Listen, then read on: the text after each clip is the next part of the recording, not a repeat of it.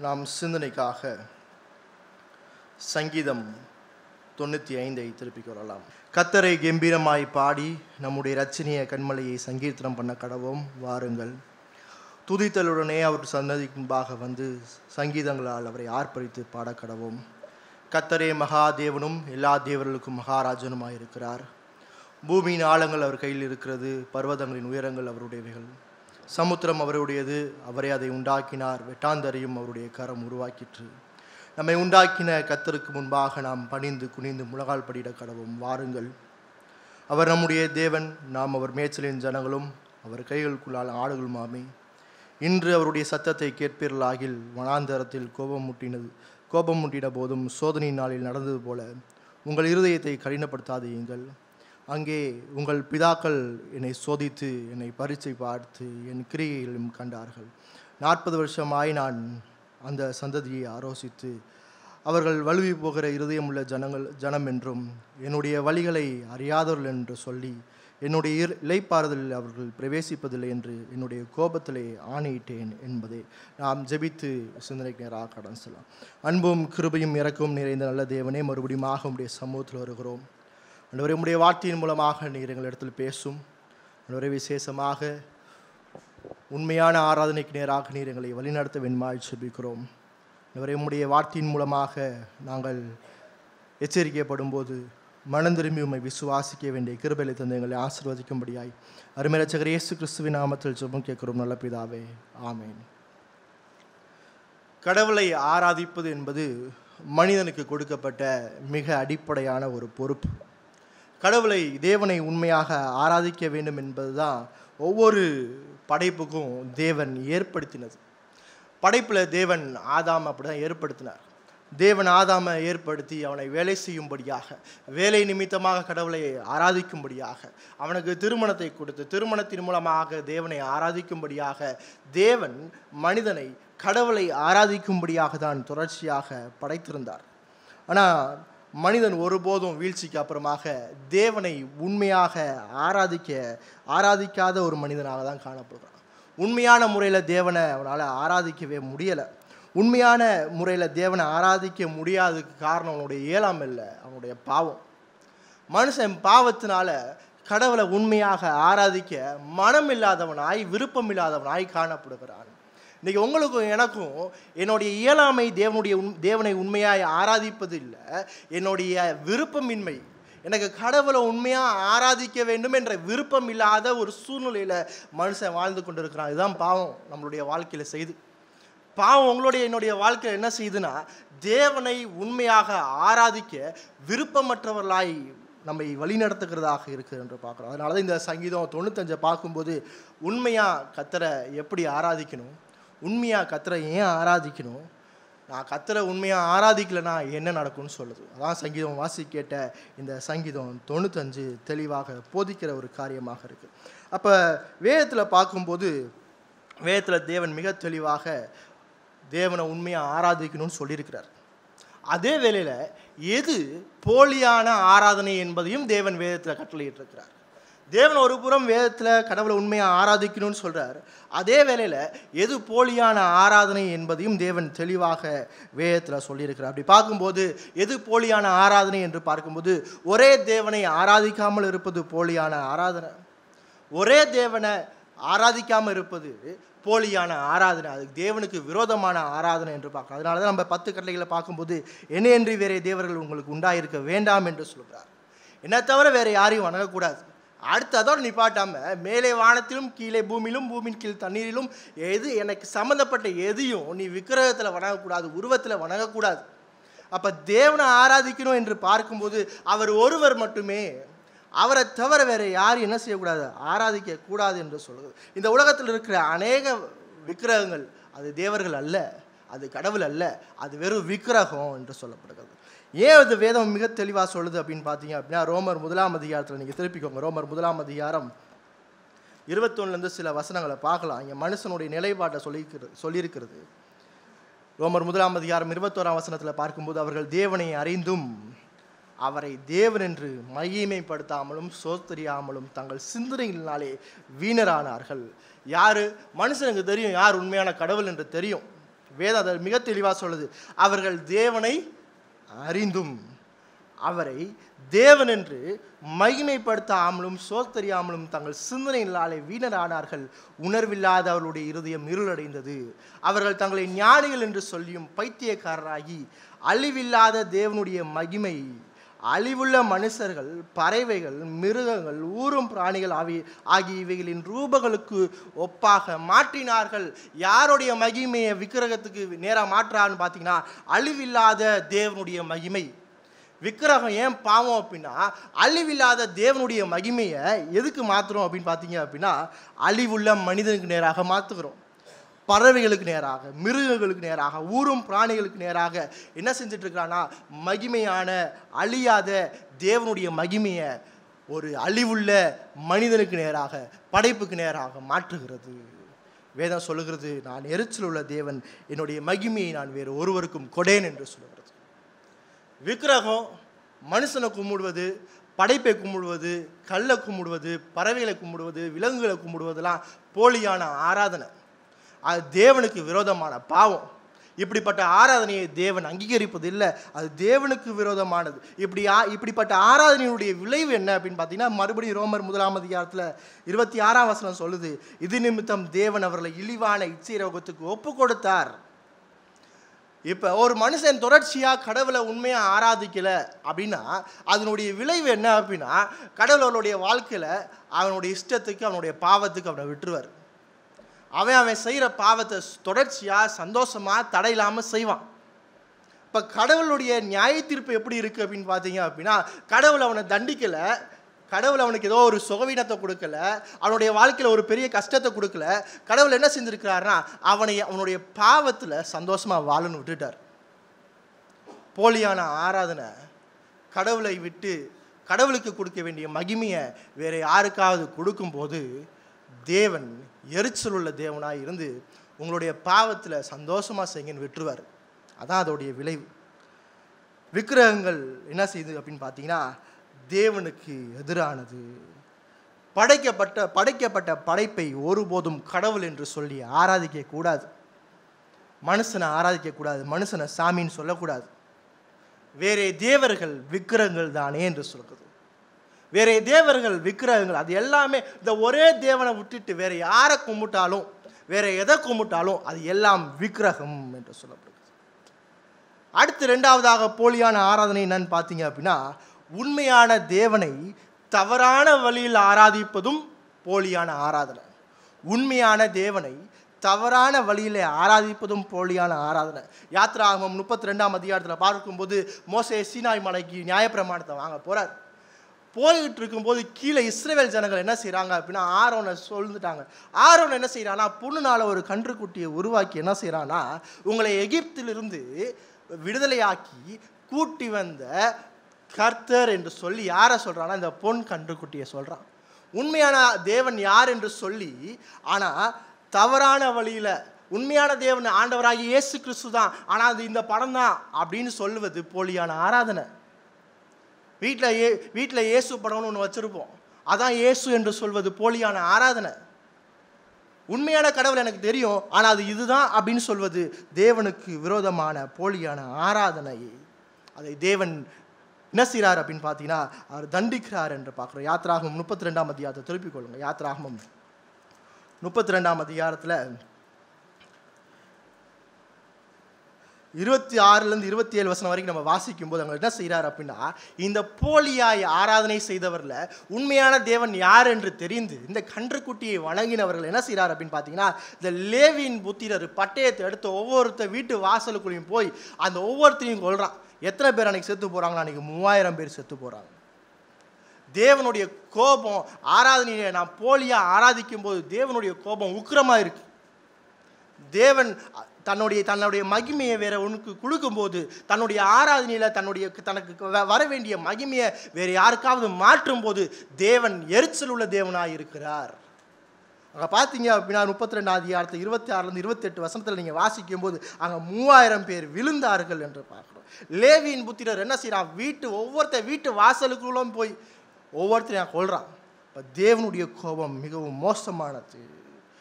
உண்மையாக கடவுளை ஆராதிக்கல அப்படின்னா நம்முடைய வாழ்க்கை நம்ம மிகவும் ஆபத்தில் இருக்கிறோம். அடுத்து போலியான ஆராதனை எதோ சொல்கிறோம் அப்படின்னா, உண்மையான தேவனை என்னுடைய சுய இஷ்டத்தில் ஆராதிப்பது பாவம். உண்மையான தேவனை என்னுடைய சுய இஷ்டத்தில் ஆராதிப்பது பாவம்.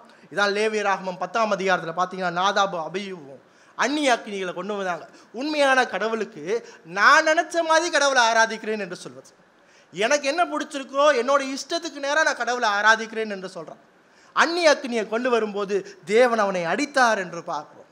அது மட்டுமா, 2 சாமுவேல் 6ஆம் அதிகாரத்தில் பார்த்தீங்க அப்படின்னா, ஊசா கர்த்தருடைய பெட்டியை தொட்டான். அங்கே கர்த்தருடைய பெட்டியை மாட்டு வண்டியில் வச்சு கொண்டு வரக்கூடாது. கடவுள் எப்படி வேதத்தில் நியமித்திருக்கிறாரோ, கடவுள் எப்படி நியாயப்பிரமாணத்தில் கர்த்தருடைய பெட்டியை கொண்டு வரணும் நியமித்திருக்கிறாரோ, அந்த வழிமுறைப்படி செய்யாத போது அங்கே என்ன நடக்குது அப்படின்னா, ஆசாரியர்கள் அதை தூக்கிட்டு வராமல் மாட்டு வண்டியில் அதை தூக்கிட்டு வரும்போது மாடு மிரளுது, கர்த்தருடைய பெட்டி கீழே விழுக போகுதுன்னு ஊசா தொட்ட அடுத்த நிமிஷத்தில் கர்த்தர் அவனை அடித்தார், அவன் செத்து போனான். எனக்கு கடவுள் யாருன்னு தெரியும், இவர் தான் உண்மையான கடவுள், ஆனால் நான் எனக்கு பிடிச்ச மாதிரி கடவுளை நான் ஆராதிக்கிறேன் என்று சொல்வது மிகவும் ஆபத்தானது. கடவுளை நான் எப்படி ஆராதிக்கணும் அப்படின்னா, கடவுளில் வேதம் எப்படி சொல்லியிருக்குதோ அது மாதிரி தான் ஆராதிக்கணும். ஏன் வேதம் சொல்லியிருக்கணும்? ஏன்னா அந்த கடவுள் மகா மேன்மையான தேவன், தன்னை எப்படி ஆராதிக்க வேண்டும் என்று அனைத்தையும் வேதத்தில் கொடுத்திருக்கிறார். ஆகவே தேவன் சொல்லிய வழிமுறையின்படி கர்த்தரை ஆராதிப்பது அவசியமானது. அடுத்த 1 சாமுவேல் 13ஆம் அதிகாரத்தில் சவுல் ராஜா என்ன செய்கிறான் அப்படின்னா, சாமுவேலுக்காக காத்திருக்கிறான். 7 நாள் கில்காலில் காத்திருக்கிறான். சாமுவேல் வரல. தீர்க்கதரிசி செய்ய வேண்டிய ஒரு பலியை அங்கே சவுல் சர்வாங்க தகன பலியை செலுத்துகிறான். அங்கே தீர்க்கதரிசி சாமுவேல் வரல. நான் 7 நாளாக காத்திருக்கிறேன், அடுத்து எனக்கு யுத்தம் இருக்குது, நான் போகணும், என்ன செய்வதுன்னு சொல்லி ஆர்வமாக அவன் கர்த்தர் நியமித்த வேலையை அவன் கையில் எடுத்து அவன் என்ன செஞ்சான் அப்படின்னா, அந்த சர்வாங்க தகன பலியை செலுத்துகிறான். அதனுடைய விளைவு என்ன அப்படின்னு பார்த்தீங்க அப்படின்னா, ராஜ்யபாரம் அவன் கையை விட்டு போனது. தேவனுடைய கோபம் தொடர்ச்சியாக உண்மையாக கர்த்தர் நியமித்தபடி இல்லை, என்னுடைய சுய இஷ்டத்தில் நான் கடவுளை ஆராதிச்சேன் அப்படின்னா அங்கே எப்பொழுதும் தண்டனை உண்டு. அடுத்து புதிய ஏற்பாட்டில் பார்க்கும்போது மத்தேயு 15ஆம் அதிகாரம் 3ஆம் வசனத்தை சொல்லுது. அங்கே இயேசு சொல்கிறார், நீங்கள் உங்கள் பாரம்பரியத்தினாலே தேவனுடைய கற்பனையை ஏன் மீறி நடக்கிறீர்கள். பரிசேயர்களை பார்த்து சொல்கிறார், உன்னுடைய பாரம்பரியத்தினால ஏன் தேவனுடைய கற்பனையை மீறி நடக்கிற. இப்போ பரிசேயன் என்ன செஞ்சான் அப்படின்னா, கர்த்தருடைய பிரமாணங்களை நியாயப்பிரமாணத்தை விட்டுட்டு தன்னுடைய பாரம்பரியத்தை முன்னிறுத்தினான். அது தேவனுக்கு விரோதமான பாவமாக இருக்கிறது. அப்போ உண்மையான ஆராதனை அப்படின்னு பார்க்கும்போது, போலியான ஆராதனை என்று பார்க்கும்போது, உண்மையான தேவனை என்னுடைய சுய இஷ்டத்துக்கு ஆராதிப்பது பாவம். முதலாவது பார்த்தோம் விக்கிரகத்தில் ஆராதிப்பது பாவம். 2வது பார்த்தோம் உண்மையான தேவனை தவறான வழியில் ஆராதிப்பது பாவம். 3வது பார்க்கும்போது உண்மையான தேவனை என்னுடைய சுய இஷ்டத்தில் ஆராதிப்பது பாவம். அடுத்து உண்மையான தேவனை தவறான அணுகுமுறையில் ஆராதிப்பதும் பாவம். நல்லா தெளிவாக தெரிஞ்சுக்கோங்க, உண்மையான தேவனை தவறான அணுகுமுறையில் ஆராதிப்பதும் பாவமாக இருக்கிறது. சரியான இருதயத்தோடு நான் தேவனை ஆராதிக்கலைன்னா அது பாவம். வேதம் சொன்னபடி, வேதம் சொல்லுகிற நியமத்தின்படி என்னுடைய இருதயத்தை நான் ஆயத்தப்படுத்தி, என்னுடைய இருதயத்தை பக்குவப்படுத்தி நான் தேவனை ஆராதிக்க போகிறேன் என்ற சிந்தனையோடு ஆராதனைக்கு வரலனாலும் அது பாவமாக இருக்கிறது. ஆராதனை நேரத்தில் முழுமையான தேவனுக்கு செலுத்துகிறேனா, என்னுடைய ஆராதனையில் தேவனுக்கு முழுமையான அன்பையும் மரியாதையும் நான் கொடுக்குறேனா, என்னுடைய தேவன் மீது நான் ஆச்சரியப்படுகிறேனா, அவரில் நான் களி கூறுறேனா அந்த ஆராதனையில். அப்படி களி கூறுறனாலும் அது பாவம். ஏன்னா யோவான் 4ஆம் அதிகாரம் 24ஆம் வசனத்தில் வேதம் சொல்லுது, உண்மையான ஆராதனை அப்படின்னு பார்க்கும்போது ஆவியோடும் உண்மையோடும் அவரை ஆராதிக்க வேண்டும். வேதத்தில் பார்த்தீங்கன்னா அந்த சமாரியா ஸ்திரீட் அந்த இயேசு கிறிஸ்து சொல்கிறார், தேவனாவியாக இருக்கிறார், அவரை தொழுது கொள்கிறவர்கள் ஆவியோடும் உண்மையோடும் தொழுது கொள்ள. ஆவியோடும் உண்மையோடும் தொழுது கொள்ள வேண்டும் என்றால் என்ன? சரியான அணுகுமுறைனா என்ன? நான் உண்மையான தேவனை ஆவியோடும் உண்மையோடும் தொழுது கொள்ளனா அது பாவம் வேதம் சொல்லுது. அப்போ ஆவியோடும் உண்மையோடும் என்று பார்க்கும்போது, ஆவி என்று பரிசுத்த ஆவியானவருடைய உதவியோடு, உண்மை என்று பார்க்கும்போது அது சத்தியம். அப்போ சத்தியம்னா என்ன? வேதம் சத்தியம், கர்த்தருடைய வார்த்தை தான் சத்தியம். பரிசுத்த ஆவியானவருடைய துணையோடு கர்த்தருடைய வார்த்தையோடு இணைந்து நான் தேவனை ஆராதிக்க வேண்டும். அப்போ பரிசுத்த ஆவியானவருடைய துணையோடு அவருடைய உதவியோடு கர்த்தருடைய வார்த்தையை மையப்படுத்திய ஆராதனையை நான் காணப்படணும். பரிசுத்த ஆவியானவருடைய துணையோடு கர்த்தருடைய வார்த்தையை மையப்படுத்தி நான் ஆராதனையில் காணப்படணும். அப்போ நான் போகிற ஆராதனையும் பரிசுத்த ஆவியானவருடைய துணையோடு கர்த்தருடைய வார்த்தையை போதிக்கிற இடமாக, கர்த்தருடைய வார்த்தைக்கு மேன்மை கொடுக்கிற இடமாக, கர்த்தருடைய வார்த்தையை அதிகாரமுள்ளதாய் போதிக்கிற இடமாக இருக்க வேண்டும். ஏன் இது முக்கியம் அப்படின்னா, போலியான ஆராதனை தேவனை எரிச்சல் ஊட்டுகிறது. போலியான ஆராதனை தேவனை எரிச்சல் ஊட்டுகிறது. தேவன் எரிச்சல் உள்ளவராய் போலியான ஆராதனையில் ஈடுபடுகிறவர்களை தேவன் தண்டிக்கிறார். என்னுடைய வாழ்க்கையில் நான் ஆராதனைக்கு வரும்போது நான் ஆவியோடும் பரிசுத்த ஆவியானவருடைய உதவியோடு ரட்சிக்கப்பட்ட ஒவ்வொரு விசுவாசினுடைய இருதயத்தில் பரிசுத்த ஆவியானவர் இருக்கிறார். என்னுடைய இருதயத்தில், ஆண்டவரே இன்னைக்கு ஆராதனைக்கு போகிறேன், உம்முடைய வார்த்தைனால் என்னை நிரப்புங்க, உம்முடைய வார்த்தைனால் எனக்கு போதிங்க, எனக்கு மனம் திரும்ப தாங்க என்ற சிந்தனையோடு நான் வரலனாலே அது போலியான ஆராதனை. ஆண்டவரே என்னோட இருதயத்தில் நீங்கள் வல்லமையாக செயல்படுங்க, உங்களுடைய வார்த்தையில், உங்களுடைய பிரசன்னத்தில், உங்களுடைய சன்னதியில் நான் இருக்கும்போது ஆண்டவரே நீர் உங்களுடைய வார்த்தைனால் என்னை நிரப்புங்க, உங்களுடைய வார்த்தைனால் என்னை ஈடுபடுங்க, உங்களுடைய வார்த்தைனால் என்கிட்ட பேசுங்கன்னு நான் சொல்லாமல் ஆராதனையில் உட்கார்ந்துருந்தா அது போலியான ஆராதனை. அதை பார்க்கும்போது தேவன் தெளிவாக சொல்கிறார், வேதத்தை மையமாக வைத்து, அதான் ஆவியோடும் உண்மையோடும் பரிசுத்த ஆவியானவருடைய உதவியோடு இருக்கும்போது கர்த்தர் தன்னுடைய வார்த்தையின் மூலமாக வல்லமையாய் உங்கள் இடத்தில் செயல்படுவார். பரிசுத்த ஆவியானவருடைய துணை இல்லாமல் நான் ஒரு ப்ரிப்பரேஷனை இல்லாமல் நான் இங்கேருந்து உட்காருவது, நான் தேவனை கனவீனப்படுத்துகிறேன். நான் போலியான ஆராதனையில் ஈடுபடுகிறேன். மாய்மாலமாய் ஆராதனை செய்வது ஆபத்தானது. மாய்மாலமாய் நான் ஆராதனை செய்வது தேவனுக்கு எதிரானது. இப்போ ஏன் நான் தேவனை ஆராதிக்கணும்? இப்போ போலியான ஆராதனை இது. அப்போ உண்மையான ஆராதனை அப்படின்னு பார்க்கும்போது ஆவியோடும் உண்மையோடும் என்று சொல்லும்போது, ஆவியோடும் உண்மையோடு நான் பரிசுத்த ஆவியானவருடைய துணையோடு வேதத்தை மையமாக கொண்டு நான் ஆராதிக்கணும். அங்கே சங்கீதம் வாசி கேட்டு அந்த சங்கீதத்தை திருப்பிக் கொள்ளுங்கள். மறுபடியும் சங்கீதம் 95 திருப்பிக் கொள்ளுங்கள். 95 சொல்லுது, கடவுளை நான் ஏன் எப்படி ஆராதிக்கணும், கடவுளை நான் எப்படி ஆராதிக்கணும்னா, வசனம் 1ஆம் வசனமோ 2ஆம் வசனமோ 6ஆம் வசனமோ ஒரு அழைப்பை விடுக்கிறது. கர்த்தரை கம்பீரமாய் பாடி நம்முடைய ரட்சணிய கண்மலையை சங்கீர்த்தனம் பண்ண கடவுள் வாருங்கள் என்று சொல்லுது. துதித்தலுடனே அவர் சன்னதிக்கு முன்பாக வந்து என்று சொல்லுது. 6ஆம் வசனத்தில் பார்த்தீங்கன்னா, நம்மை உண்டாக்கின கர்த்தருக்கு முன்பாக நாம் பணிந்து குனிந்து முழால் படியிட கடவுள் வாருங்கள் என்று சொல்லுகிறது. அப்போ இந்த சங்கீதத்தை பார்த்தீங்கன்னா, ஆராதனைக்கு தேவன் நம்மை அழைக்கிறார். ஆராதனைக்கு வாங்க, ஆராதனைக்கு அவருடைய சன்னதிக்கு முன்பாக வாங்க, நம்ம உண்டாக்கின கர்த்தருக்கு முன்பாக முழங்கால் படியிட கடவுள் வாருங்கள் என்று அழைக்கிறார். அப்போ ஆராதனையில் தேவன் ஒரு அழைப்பை விடுத்திருக்கிறார். என்ன அழைப்பு? தேவனுடைய சமூகத்துக்கு நேராக வாருங்கள். ஆராதனை என்று என்றான் பார்க்கும்போது தேவனுடைய சமூகத்துக்கு நேராக வாருங்கள். அங்கே வார்த்தையை பார்த்தீங்க அப்படின்னா அது பன்மையில் பயன்படுத்தப்பட்டிருக்கு. அப்போ இங்கே கூடிய ஆராதிப்பதனுடைய முக்கியத்துவத்தை தேவன் சொல்கிறார். எல்லாரும் சேர்ந்து என்னை ஆராதிக்க வாருங்கள். அப்போ தேவன் சமூகமாய் திரும்புவது, தேவனிடமாய் திரும்புவது, தேவனிடமாய் ஆராதனைக்கு நேராக திரும்புவது அந்த ஆராதனையினுடைய அழைப்பாக இருக்குது. அப்போ அந்த அழைப்பில் தேவனிடமாய் திரும்புவதுன்னா என்னது? தேவனிடமாய் திரும்புவது அப்படின்னு பார்த்தீங்கன்னா மனம் திரும்புதலோடு வருவது, மனம் திரும்புதலோடு இணைந்திருக்கிறது. கடவுளை ஆராதிப்பது எப்பொழுதும் மனம் திரும்புதலை உள்ளடக்கி இருக்கிறது. தேவன் என்ன அழைக்கிறார் அந்த ஆராதனையில் அப்படின்னு பார்த்தீங்கன்னா, ஒவ்வொரு மனிதனையும் என் பக்கமாக வா அப்படின்னு சொல்லும்போது, என்னை பணிந்து கொள்ள வா, என்னுடைய சமூகத்துக்கு வா, நான் என் இடத்துல முழங்கால் படியிட கடவுள் வா அப்படின்னு சொல்லும்போது அதை என்ன சொல்லுதுன்னா மனம் திரும்புதலோடு வா என்று சொல்கிறது. கடவுளை ஆராதிப்பது எப்பொழுதும் மனம் திரும்புதலை உள்ளடக்கி இருக்கு. இப்போ ஆராதனை அப்படின்னு பார்க்கும்போது வாரந்தோறும் தொடர்ச்சியான மனம் திரும்புதல், தொடர்ச்சியான மனம் திரும்புதலோடு தொடர்ச்சியாய மனம் திரும்புதலை அங்கே மையப்படுத்துகிறது. அப்போ ஆராதனைனா என்ன? ஆராதனையில் முதலாவது வேதம் மையமாக இருக்குது. அடுத்து வேதம் மையமாக இருக்கும்போது நான் தேவன் பக்கமாக திரும்புகிறேன். தேவன் பக்கமாக திரும்பும்போது என்ன நடக்குதுன்னா என்னுடைய வாழ்க்கையில் மனம் திரும்புதல் காணப்படுகிறது. மனம் திரும்புதல் எப்போ காணப்படும் அப்படின்னா வேதம் போதிக்கப்படும் போது தான். வேதம் போதிக்கப்படாத இடத்துல மனம் திரும்புதல் காணப்படாது. அதே நேரத்தில் வேதம் போதிக்கப்படும் போது கவனமாக கேட்கணும். கர்த்தருடைய சமூகத்தில் பயபக்தியுடன் காணப்படணும். கர்த்தருடைய வார்த்தை உங்களுடைய இருதயத்தில் செயல்படலைன்னா ஒருபோதும் மனம் திரும்புதல் வராது. என்னுடைய இருதயத்தை நான் கடினப்படுத்தி என்னுடைய காதை நான் அடைச்சிட்டு இங்கே உட்காந்து நான் வேறு எதையோ சிந்திச்சுட்டு இருந்தேன் அப்படின்னா, கர்த்தருடைய வார்த்தையை நான் இங்கே கவனமாக கேட்கல அப்படின்னா, கர்த்தருடைய வார்த்தை உங்களுடைய இருதயத்துக்குள்ளே போல அப்படின்னா மனம் திரும்புதல் காணப்படாது.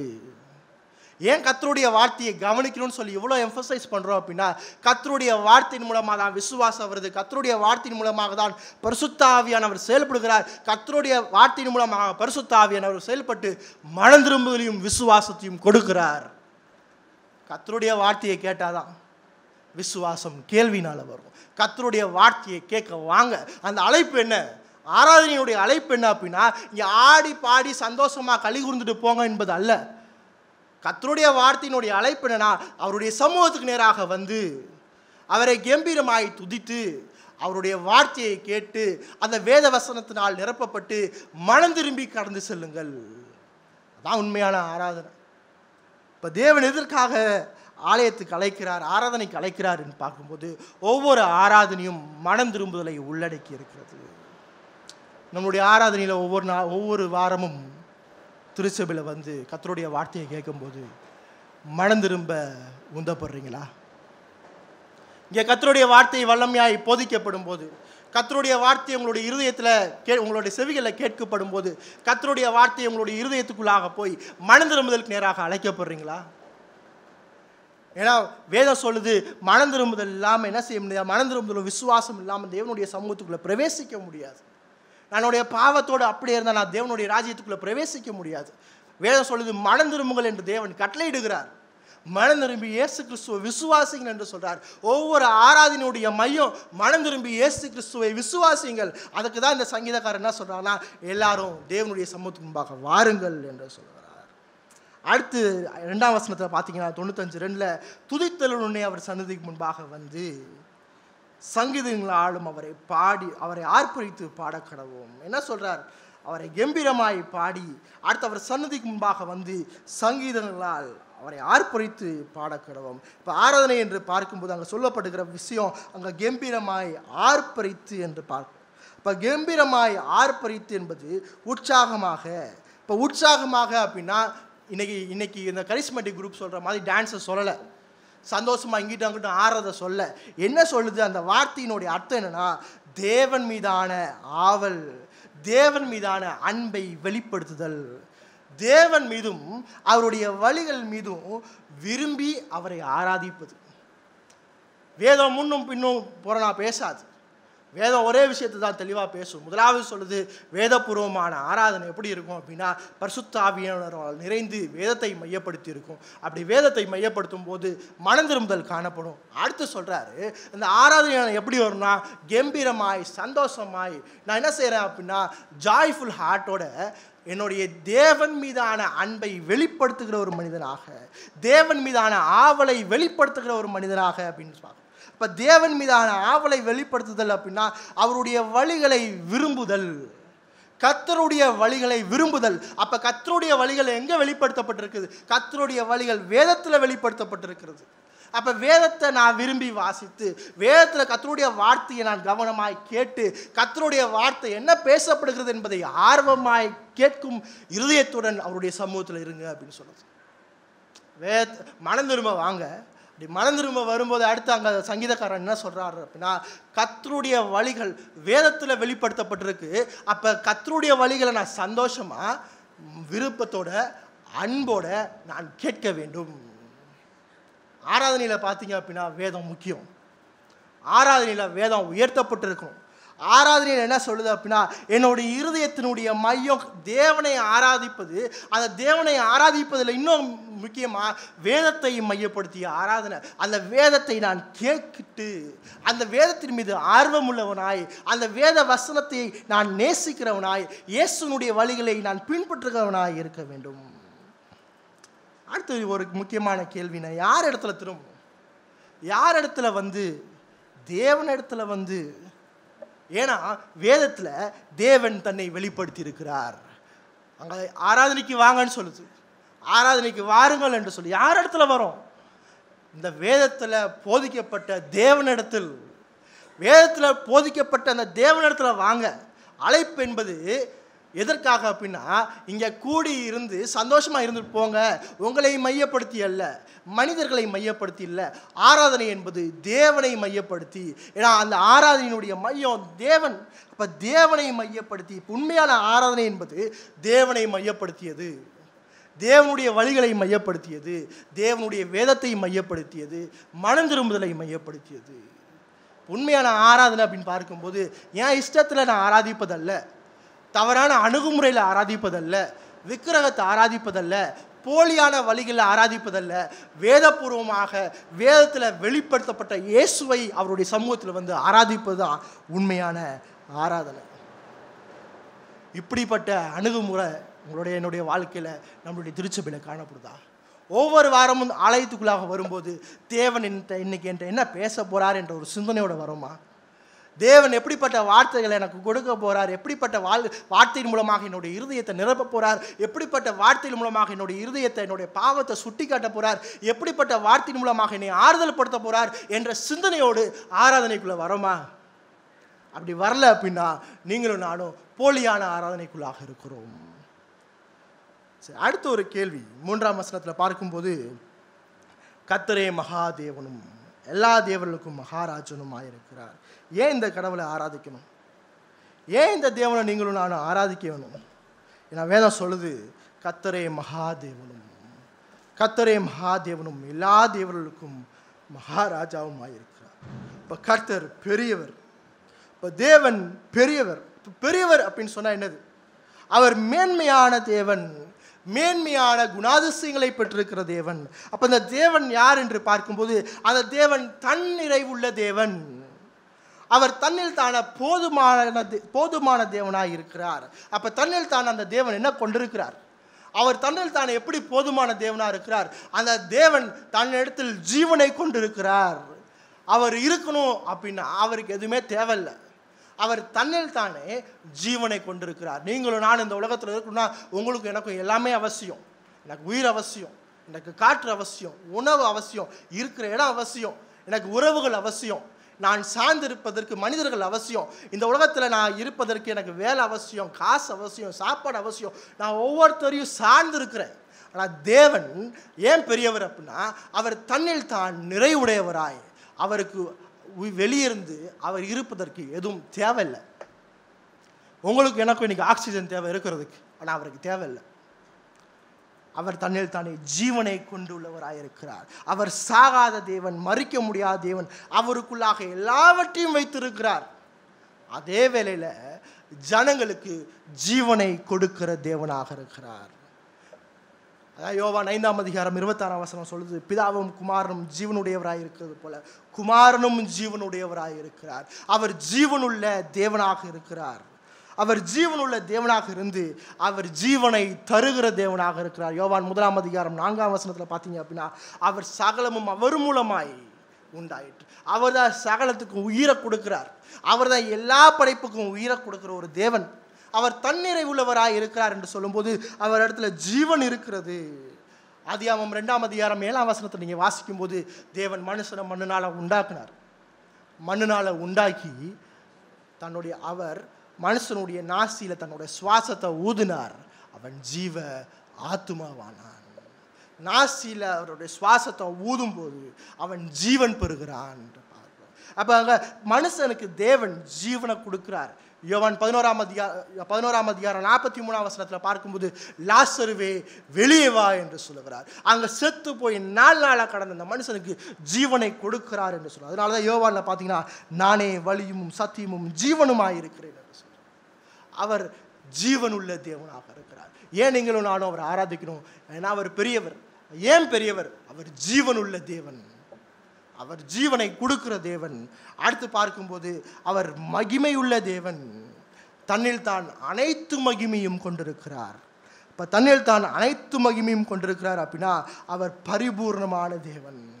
இப்போ பரிபூர்ணமாய் யாரோடும் ஒப்பிடப்பட முடியாத தேவனாய் இருக்கிறார். சங்கீதம் 113 4ஆம் வசனத்தினுடைய பின்பகுதியை பார்க்கும்போது 4ஆம் வசனத்தில் வாசிக்கலாம். சங்கீதம் 113:4, கர்த்தர் எல்லா ஜாதிகள் மேலும் உயர்ந்தவர், அவருடைய மகிமை வானங்களுக்கும் மேலானது என்று பார்க்கிறோம். அவருடைய மகிமை வானங்களுக்கும் மேலானது. அந்த மகிமையை வேற யாராலும் என்ன செய்ய முடியாதுன்னா குறைக்க முடியாது. அது பரிபூர்ணமான மகிமையாக இருக்கிறது. இதுதான் எபிரேயர் 1ஆம் அதிகாரம் 3ஆம் வசனத்தில் அந்த மகிமை முழுவதுமாக குமாரனாகிய இயேசு கிறிஸ்துவில் நிறைந்திருக்கிறது. அந்த மகிமையை வேற யாரும் நெருங்க முடியாது. அவர் மேன்மையான மகிமை உடையவர். அடுத்து அந்த தேவன் ஏன் பெரியவர் என்று சொல்லும்போது அவர் நன்மையுடைய தேவன். இப்போ நன்மையுடைய தேவன் அப்படின்னு பார்க்கும்போது அவர் எல்லாமே அவர் நன்மையும் அவர்கிட்ட நன்மை மட்டும்தான் இருக்கு. அவருடைய நற்குணம் என்று பார்க்கும்போது பாவம் இல்லாத அனைத்தும் நற்குணமாக இருக்கிறது. அவர் இருளுக்கு எதிரானவர். அவர் ஒழுக்கம் பொல்லாப்பில்லாதவர். பாவமில்லாத அனைத்தும் எல்லாம் நற்குணமுடைய நன்மையுடைய தேவனாக இருக்கிறார். அவர் மிகுந்த நன்மையுடையவராய், அளவற்ற நன்மையுடையவராக இருக்கிறார். தேவன் ஏன் பெரியவராக இருக்கிறார்னா அவர் அளவற்ற நன்மையுடையவராக இருக்கிறார். தொடர்ச்சியாக மனுஷன் பாவம் செஞ்ச போதிலும் மனிதனுடைய வாழ்க்கையில் வல்லமையாய், மனதுருகிற தேவனாய், இரக்கமுள்ள தேவனாய், நீடிய பொறுமை உள்ள தேவனாய், எல்லையற்ற அளவிற்கு தாங்க முடியாத அளவுக்கு நன்மையுள்ள தேவனாக இருக்கிறார். இப்போ தேவன் ஏன் பெரியவர்? அவருடைய மேன்மையான குணாதிசயங்கள். ஏன் அதில் ஒன்று, அவர் ஜீவனுடையவர். அவர் தன்னில் தான ஜீவனை பெற்றிருக்கிறார். அவர் ஜீவனை கொடுக்கிறார். அடுத்து அவர் மகிமை உடையவர். அது பரிபூர்ணமான மகிமை உடையவர். அவருடைய மகிமை வானங்களுக்கும் மேலானதாக இருக்கிறது. அடுத்து ஏன் கடவுள் பெரியவர் என்று பார்க்கும்போது அவர் நன்மை உள்ள தேவன். அவர் நன்மை உள்ள தேவனாக இருக்கிறதுனால அங்கே பார்க்கிறோம் அவர் மகாராஜனுமாய் இருக்கிறார் என்று பார்க்கிறோம். அடுத்து ஏன் நான் கடவுளை ஆராதிக்கணும்? அடுத்து ஏன் நான் கடவுளை ஆராதிக்கணும்னு பார்க்கும்போது 4-5 வசனம் தெளிவாக சொல்லுது. என்ன சொல்லுது அப்படின்னு பார்க்கும்போது, பூமியின் ஆழங்கள் அவர் கையில் இருக்கிறது, பர்வதங்களின் உயரங்கள் அவருடையவைகள், சமுத்திரம் அவருடையது, அவரே அதை உண்டாக்கினார், வெட்டாந்தரையும் அவருடைய கரம் உருவாக்கிட்டு நம்மை உண்டாக்கின கர்த்தருக்கு முன்பாக. அங்கே என்ன செய்கிறார்? பூமியினுடைய ஆழங்கள் அவருடையது, பர்வதங்கள் அவருடையது, சமுத்திரம் அவருடையது, வெட்டாந்தரை அவருடையது, நம்மை அவர் உண்டாக்கினார். ஏன் அவரை ஆராதிக்கணும்? முதலாவது அவர் பெரியவர், மகா மேன்மையான குணாதிசயத்தை உடையவர். இரண்டாவதாக அந்த தேவன் என்னை படைத்தவர், இந்த உலகத்தை படைத்தவர், வானத்தை படைத்தவர், பூமியை படைத்தவர், கடலை படைத்தவர், பர்வதங்களை படைத்தவர், உங்களையும் என்னையும் படைத்தவர். படைத்த தேவனை ஆராதிப்பது படைப்புகளின் பொறுப்பு. படைத்த தேவனை ஆராதிப்பது படைப்புகளின் பொறுப்பு. அப்போ முதலாவது அவர் மேன்மையான தேவன், இரண்டாவதாக அவர் என்னை படைத்தார். அடுத்து நம்ம பார்த்தீங்க அப்படின்னா 7ஆம் வசனம் சொல்லுது, அவர் நம்முடைய தேவன், நாம் அவர் மேய்ச்சலின் ஜனங்களும் அவர் கைக்குள்ளான ஆடுகளுமாமே. இந்த வசனம் மிக சிறப்பாக யாரை சொல்லுது அப்படின்னா மீட்கப்பட்ட ஒவ்வொரு விசுவாசியும் சொல்லுது. மீட்கப்பட்ட ஒவ்வொரு விசுவாசியும் ஆண்டவரை ஆராதிக்க வேண்டும். ஏன் அப்படின்னு பார்க்கும்போது அவர் நம்முடைய தேவன், அந்த உடன்படிக்கையின் தேவன், என்னை காத்த தேவன், என்னை மீட்ட தேவன். அடுத்து அங்கே பார்க்கும்போது நாம் அவர் மேய்ச்சலின் ஜனங்களும் அவர் கைக்குள்ளான ஆடுகளுமாமே. அப்போ வேதம் சொல்லுது, யோவானில் சொல்லும்போது 10ஆம் அதிகாரம் 11ஆம் வசனம் சொல்லுது, நானே நல்ல மேய்ப்பன் தன் ஆடுகளுக்காக ஜீவனை கொடுத்திருக்கிறார். அப்போ என்னுடைய மேய்ப்பன் அவருடைய மந்தைக்குள்ளாக இருக்கிற ஆடுகள் அந்த மந்தையினுடைய மேய்ப்பனை ஆராதிக்க வேண்டும். என்னை மீட்டு இருக்கிறார். சங்கீதம் 23 சொல்லுது, என்ன சொல்லுது? கர்த்தர் என் மேய்ப்பராய் இருக்கிறார். கர்த்தர் என் மேய்ப்பராய் இருக்கிறார். யோவானோட கம்பேர் பண்ணி பார்க்கும்போது அவர் என்னை மீட்டு இருக்கிறார். அவர் என்னை பாவத்தினுடைய அடிமைத்தனத்திலிருந்து தூக்கி இருக்கிறார். எனக்காக அவர் சாபமாய் இருக்கிறார். என்னை மீட்டுக் கொள்வதற்காக அவர் அடிமையின் ரூபம் எடுத்தார். நான் ஏன் அவரை ஆராதிக்கணும்? முதலாவது அவர் மகா மேன்மையான குணாதிசயம் உடையவர். இரண்டாவது அவர் அனைத்தையும் படைத்தவர். விசேஷமாக மூணாவது அவர் என்னை ரட்சித்தவர். ஆகவே நான் அவரை ஆராதிப்பது அவசியமாக இருக்கிறது. ஆராதனையை அலட்சியமாக என்றோம் அப்படின்னா நாம் முதலாவது ரட்சிக்கப்படலாம் தான் அர்த்தம். அடுத்து அந்த 7ஆம் வசனத்தில் பார்த்தீங்க அப்படின்னா அங்கே இன்னொரு முக்கியமான ஒரு விஷயம் சொல்லுது, அவர் நம்முடைய தேவன். அந்த ஒரு இன்டிமசியை சொல்லுது, நம்முடைய தேவன். அப்போ நம்முடைய தேவன் அந்த மேன்மையான குணாதிசயத்தை பெற்ற தேவன், உங்களையும் என்னையும் படைத்த தேவன் இந்த பாவியான மனிதனோடு உறவு கொள்ள வந்தார். அதாங்க சொல்லுது, அவர் என்னுடைய தேவன், நான் அவருடைய மேய்ச்சலினுடைய ஆடு அப்படின்னு சொல்லும்போது அந்த இன்டிமசி எப்போ வரும் அப்படின்னா அவர் என்னோடு உறவு கொள்கிறார். நான் அவரோடு உறவுக்குள்ளாக இருக்கும்போது தான் இப்படிப்பட்ட இன்டிமசி வரும். அதான் வேதம் யோவான் 17:3 சொல்லுது, ஒன்றான மெய் தெய்வமாகிய உம்மையும் நீர் அனுப்பின குமாரனாகிய இயேசு கிறிஸ்துவை அறிவதுனா வெறும் நாலேஜ் மட்டும் இல்லை, அவரோடு நெருங்கிய உறவு. அங்கே அறிவை மட்டும் பற்றி பேசலை, அந்த அறிவை தாண்டி தேவனோடு இந்த நெருங்கிய உறவை சொல்லுகிறது. அப்போ தான் நான் என்ன சொல்ல முடியும், நான் அவருடைய மேய்ச்சலின் ஆடு, நான் அவருடைய மந்தைக்குள்ளாக இருக்கிற ஆடுன்னு எப்போ சொல்ல முடியும்னா, நான் அவர் யார் என்று அறிந்து அவரோடு நெருங்கி பழகினா மட்டும்தான் தெரியும். நீங்கள் ஆடு மேய்ச்சதை பார்த்துருப்பீங்க எல்லாரும். மேய்ப்பன் கூப்பிட்றான் அப்படின்னா அந்த ஆடுக்கு தெரியும். மேய்ப்பன் இல்லாதவன் கூப்பிட்டானா அந்த ஆடு கண்டுக்காது. எப்படின்னா, அந்த ஆடு தன்னுடைய மேய்ப்பனை பற்றி அறிந்திருக்குது, சத்தத்தை உணர்ந்திருக்குது, அவன் எப்படிப்பட்டவன் என்பதை மிக நெருக்கமாக பார்த்து கொண்டிருக்கிறது. ஒவ்வொரு நாள் அந்த ஆடை அவன் கூட்டு போகும்போது அந்த ஆடை அவனை வாட்ச் பண்ணும், இவன் என்னென்னலாம் செய்வான்னு சொல்லி இந்த ஆடுக்கு தெரியும். அப்போ அதே போல தான் நான் தேவனோடு நெருங்கி இல்லை அப்படின்னா, தேவனோடு நெருங்கி நான் ஜீவிக்கிறேன் அப்படின்னா, அந்த தேவன் யார் என்பதை நான் அறிந்து கொள்ளவில்லை என்றால் நான் உண்மையாய் கடவுளை ஆராதிக்க முடியாது. ஏன் இந்த ஆராதனையை பற்றி இவ்வளோ ஆணித்தனமாக நம்ம பேசுகிறோம்? ஏன் அப்படின்னா 8ஆம் வசனத்திலிருந்து 11ஆம் வசனம் வரைக்கும் வாசிப்போம். இன்று அவருடைய சத்தத்தை கேட்பீர்களாகில், வனாந்தரத்தில் கோபம் மூட்டின போதும் சோதனை நாளில் நடந்தது போல உங்கள் இருதயத்தை கடினப்படுத்தாதீங்கள். அங்கே உங்கள் பிதாக்கள் என்னை சோதித்து என்னை பரீட்சை பார்த்து என் கிரியையும் கண்டார்கள். 40 வருஷமாய் நான் அந்த சந்ததியை ஆலோசித்து அவர்கள் வலுவி போகிற இருதயமுள்ள ஜனம் என்றும் என்னுடைய வழிகளை அறியாதவர்கள் என்று சொல்லி என்னுடைய இளைப்பாறுதல் அவர்கள் பிரவேசிப்பதில்லை என்று என்னுடைய கோபத்தில் ஆணையிட்டேன்.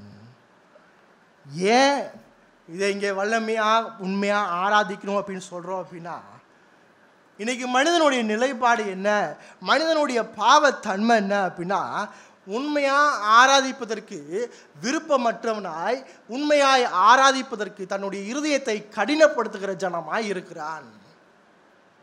உண்மையாய் ஆராதிப்பதற்கு மனுஷன் என்ன செய்கிறான் அப்படின்னா, தன்னுடைய இருதயத்தை கடினப்படுத்துகிறான். அவர் சொல்கிறார், இன்று அவருடைய சத்தத்தை கேட்பீர்களாகில். இப்போ உண்மையாக ஆராதிக்கணும் என்ற கர்த்தருடைய வார்த்தையை நீங்கள் கேட்டீங்க அப்படின்னா, வனாந்தரத்தில் இஸ்ரவேல் ஜனங்கள் கோபம் மூட்டினது போல, வனாந்தரத்தில் இஸ்ரவேல் ஜனங்கள் நடந்தது போல உங்களுடைய இருதயத்தை கடினப்படுத்தாதீங்கள். வேதம் சொல்லுது தெளிவா, கடவுளை உண்மையாக ஆராதிக்கணும்னு சொல்லுது. ஆவியோடும் உண்மையோடும் நான் பரிசுத்த ஆவியானவருடைய துணையோடு வேதத்தை பார்த்து மனம் திரும்புவதற்கு நேராக இயேசுவை மையமாக வைத்து ஆராதிக்க வேண்டும். ஏன்னா அவர் மேன்மையான குணாதிசயம் உடையவர், என்னை படைத்தவர், என்னை ரட்சித்தவர். இவரை நான் உண்மையாக ஆராதிக்கலை அப்படின்னா, ஏன்னா உண்மையாக ஆராதிக்கணும் அப்படின்னா, இந்த சத்தத்தை கேட்கும்போது யாருக்கு தெரியும் நான் கடவுளை உண்மையாக ஆராதிக்கிறேனா இல்லையா என்று ஒரு சிந்தனையோடு, அப்படிப்பட்ட ஒரு அணுகுமுறையோடு உங்களுடைய இருதயத்தை கடினப்படுத்தாதீங்கள். உண்மையான ஆராதனை இல்லை அப்படின்னா தேவனுக்கு கோபத்தை கொண்டு வரும். தேவன் நிச்சயமாய் தண்டிப்பார். ஏன்னா நம்ம உண்மையாக கடவுளை ஆராதிக்கிறது இல்லை. ஏன் நம்முடைய வாழ்க்கையில் பாவங்கள் காணப்படுது, ஏன் நம்முடைய வாழ்க்கையில் பலவீனங்கள் காணப்படுது, ஏன் நம்முடைய வாழ்க்கையில் நான் தேவனுக்கு பிரியமாக வாழலை, ஏன்னா நான் தேவனை உண்மையாக ஆராதிக்கலை. நான் என்னுடைய இருதயத்தை கடினப்படுத்தி கொண்டிருக்கிறேன். நான் இங்கே உட்கார்ந்து தேவனுக்கு பிரியமாக ஆராதனை செய்யணும் என்ற ஒரு சிந்தனையோடு நான் திருச்சபையில் உட்காருவது இல்லை. நான் தேவனுடைய சமூகத்துக்கு உண்மையாய் ஆவியோடும் உண்மையோடும் வருவது இல்லை. அதான் வேதம் திரும்ப சொல்லுது, இந்த சத்தத்தை நீங்கள் கேட்டீங்க அப்படின்னா உங்களுடைய இருதயத்தை கடினப்படுத்தாதீங்க. மறுபடியும் இந்த இடத்துல இந்த சங்கீதக்காரன் என்ன சொல்கிறான்னா, ஆராதனையில் மனம் திரும்புங்க என்று சொல்கிறேன். உன்னுடைய இருதயத்தை கடினப்படுத்தாமல், ஆண்டவரே உம்மை உண்மையோடும் ஆவியோடும் உண்மையோடும் ஆராதிக்க என்னுடைய இருதயத்தை இலகுவாக்குங்கன்னு சொல்லி ஜெபம் பண்ணுங்க. 9ஆம் வசனம் சொல்லுது, வனாந்தரத்தில் உங்கள் பிதாக்கள் என்னை சோதித்து பரீட்சை பார்த்து என்னுடைய கிரியையும் கண்டார்கள். என்னை சோதித்தான், என்னை பரிசை பார்த்தான், என்னுடைய கிரி எல்லாத்தையும் அவன் பார்த்தான். நான் எப்படிப்பட்ட தேவன் என்பதை அவன் பார்த்தான். 40 வருஷ காலமாய் மன்னாவை கொடுத்தார். 40 வருஷ காலமாய் அற்புதத்தை மட்டுமே செய்து கொண்டு வந்தார். ஒவ்வொரு பகலும் ஒவ்வொரு இரவும் அற்புதம், ஒவ்வொரு நாளும் அவனுக்கு அற்புதம். அவன் போட்டிருக்க ட்ரெஸ்லேருந்து செருப்பு வரைக்கும் அற்புதம், அவன் சாப்பிட்ட சாப்பாடுலேருந்து அனைத்தும் அற்புதம், அவனுடைய யுத்தங்கள் எல்லாம் அற்புதம். தேவன் அவனுடைய வாழ்க்கையில் அற்புதத்தை மட்டும்தான் செய்தார். இவ்வளோ பெரிய தேவன் என்பதை அவன் பார்த்தான். பார்த்தும் இந்த தேவனை உண்மையாக ஆராதிக்காமல் போலியாய் ஆராதித்தான். ஏன் இந்த ஜனங்கள், இந்த முதலாவது இந்த இஸ்ரவேல் ஜனங்கள் கானானுக்குள்ளே போகல அப்படின்னா, இந்த தேவனை உண்மையாக ஆராதிக்காதனால தான், போலியா தேவனை ஆராதிச்சனால தான் அவன் கானானுக்குள்ளே போகலை. அதான் அங்கே சொல்கிறார், என்னுடைய இளைப்பாறுதலில் அவர்கள் பிரவேசிப்பதில்லை என்று என்னுடைய கோபத்தில் ஆணையிட்டேன். உண்மையை ஆராதிக்கல நான் கடவுளுக்கு கோபம் வரும். அதான் 9ஆம் வசனம் சொல்லுது, அவர் என்னை பார்த்தான், என் கிரியை எல்லாத்தையும் பார்த்தான். நான் அவனுக்கு என்ன செஞ்சேன் என்று பார்த்தான், அவனுக்கு எதிராக இருந்தவர்களுக்கு என்ன செஞ்சேன் என்று பார்க்குறான். அனுதினமும் அவனுடைய வாழ்க்கையில் நான் எப்படி செயல்பட்டேன் என்பதை அவன் உணர்ந்திருந்தான். உங்களுடைய வாழ்க்கையில் என்னுடைய வாழ்க்கையில் தேவன் அனுதினமும் என்ன செய்து கொண்டிருக்கிறார் என்பதை நான் பார்த்தும், என்னுடைய வாழ்க்கையில் அவர் மன்னிப்பை கொடுத்தும், என்னுடைய பாவத்தை அவர் மன்னித்தும், அவர் யார் என்று உணராமல், அவர் யார் என்று தெரியாமல் போலியாய் ஆராதனை செய்ய வேண்டாம். அதான் இங்கே வேதம் சொல்லுது. பார்த்தீங்கன்னா 10ஆம் வசனத்தில் 40 வருஷமாய் அப்படின்னு பார்க்கும்போது அவருடைய நீடிய பொறுமை, எவ்வளோ தூரம் அவர் பொறுமையாக இருந்திருக்கார் அந்த ஜனங்களோடு. எவ்வளோ 40 வருஷமும் மனம் திரும்புவதுக்கு வாய்ப்பு கொடுத்துட்டே இருந்திருக்கிறார். ஒவ்வொரு நாளும் ஒவ்வொரு செகண்டும் மனம் திரும்பு உண்மையாக ஆராதனை செய், மனம் திரும்ப என்னுடைய கிரியை பார், உன்னுடைய வாழ்க்கையில் நான் எப்படி செயல்படுறேன் பார், உன்னுடைய வாழ்க்கையில் எவ்வளோ அற்புத அடையாளத்தை செஞ்சுருக்கேன் பார், உன்னுடைய நான் எப்படி காப்பாற்றி கொண்டிருக்கிறேன் பார், உனக்கு எப்படி சாப்பாடு வருதுன்னு பார், உன்னுடைய சரீரத்தை பார், உன்னுடைய ட்ரெஸ்ஸை பார், உன்னுடைய செருப்பை பார், உன்னை வழி நடத்துகிறவனை பார், இவனுடைய வாழ்க்கையில் நான் என்ன செஞ்சு கொண்டிருக்கிறேன் பார், மனம் திரும்பு மனம் திரும்பு மனம் திரும்பு என்று சொல்லி கொண்டே இருக்கிறார். அதே போல தான் வாரந்தோறும் திருச்சபையில் கர்த்தருடைய வார்த்தையை கேளு, கர்த்தருடைய வார்த்தை எவ்வளோ மேன்மையானது என்பதை கேள், கர்த்தர் எவ்வளோ பெரியவர் என்று கேள், நீ எவ்வளோ மோசமான பாவி என்பதை பார், உன்னை தேவன் எப்படி மன்னிக்கிறார் என்பதை பார். இதெல்லாம் பார்த்து கடவுளை உண்மையாய் ஆராதி அப்படின்னு சொன்னாலும் நம்ம கேட்க மாட்டோம். ஏன் நம்மளுடைய திருச்சபையில் பிரச்சனை, ஏன் நம்மளுடைய வாழ்க்கையில் பிரச்சனை, ஏன் தனிப்பட்ட வாழ்க்கையில் பிரச்சனைனா திருச்சபையில் தேவனை உண்மையாக ஆராதிக்கலை, கர்த்தருடைய வார்த்தைக்கு சரியான முறையில் கவனத்தை செலுத்தலை, கர்த்தருடைய சமூகத்தில் உண்மையாக வரல. கர்த்தருடைய வார்த்தையை கேட்கும்போது தூங்குறது பாவம், கர்த்தருடைய வார்த்தையை அலட்சியமாக கேட்பது பாவம், கர்த்தருடைய ஆராதனைக்கு நேரம் தவறி வருவது பாவம், பயத்தோடும் நடுக்கத்தோடும் இங்கே உட்காராதது பாவம். அதான் காரணம். அதனால தான் வேதம் திரும்ப சொல்லுது, உங்களுடைய பாவங்கள் சுட்டி காட்டப்படும் போது இருதயத்தை கடினப்படுத்த வேண்டாம். 10ஆம் வசனம் சொல்லுது, அந்த ஜனங்கள் அவருடைய இருதயம், அவர்கள் வலுவி போகிற இருதயம் உள்ள ஜனம் என்றும், என்ன சொன்னாலும் கேட்க மாட்டான் என்று அவருக்கு தெரிந்தும், என்னுடைய வழிகளை அறியாதவர்கள் என்று சொல்லி, என்னுடைய வழிகளை அறியாதவர்கள் வேதமே தெரியல, நான் யாருன்னே தெரியல, ஏன் அவன் மனம் திரும்பல, ஏன் அவன் இருதயத்தை கடினப்படுத்தினானா இந்த ஜனகத்துக்கு கடவுள் யார் என்பது தெரியல. ஏன் இன்னைக்கு நான் மனம் திரும்ப மாட்டேன், ஏன் என்னுடைய வாழ்க்கையில் நான் மனம் திரும்புவதுக்குள்ளாக என்னுடைய பாவத்தை ஒத்துக்கொண்டு நான் மனம் திரும்ப மாட்டேன்னா எனக்கு கடவுள் யாருன்னு தெரில, வேதம் என்னன்னு தெரில, கடவுளுடைய வழிகள் எப்படிப்பட்டதுன்னு தெரில. வேதத்தை அறியாதவன் கடவுள் அறிய முடியாது. வேதத்தில் வெளிப்படுத்தப்பட்ட இயேசுவை பார்க்காதவனுக்கு ஒருபோதும் கடவுளுடைய வழிகள் தெரியாது. இந்த உலகத்தில் சொல்லித்தர ஒழுக்க காரியங்கள் நெறிமுறைகள் தெரிஞ்சிருக்கலாம், ஆனால் அது இயேசு சொன்ன காரியம் அல்ல. இந்த உலகத்தில் சொல்லப்பட்ட அநேக நற்குணங்கள் தெரிஞ்சிருக்கலாம், அது வேதத்தில் வெளிப்படுத்தப்பட்ட இயேசு சொன்ன காரியம் அல்ல.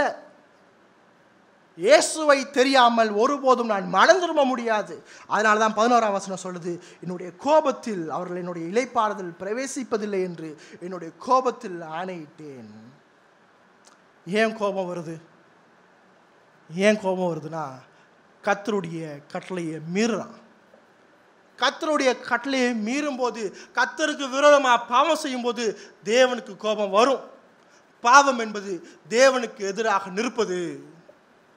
பாவம் என்பது அந்த நியாயப்பிரமாணத்தை மீறுவது மட்டுமல்ல, நியாயப்பிரமாணத்தை கொடுத்த தேவனுக்கு எதிராக நிற்பது. அதான் 1 யோவான் 3ஆம் அதிகாரம் 4-10 வசனம் சொல்லுது. திருப்பிக் கொள்ளுங்கள் 1 யோவான் 3ஆம் அதிகாரத்தை. 1 யோவான் 3ஆம் அதிகாரம் 4-10 வசனம். பாவம் செய்கிற எவனும் நியாயப்பிரமாணத்தை மீறுகிறான், நியாயப்பிரமாணத்தை மீறுவதே பாவம்.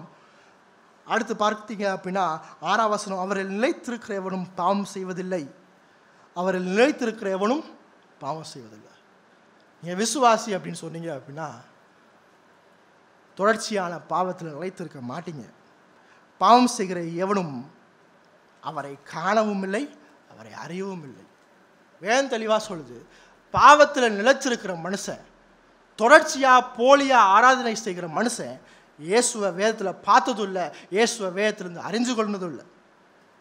அடுத்து பார்த்தீங்க அப்படின்னா 8ஆம் வசனம், பாவம் செய்கிறவன் பிசாசினால் உண்டாயிருக்கிறான்.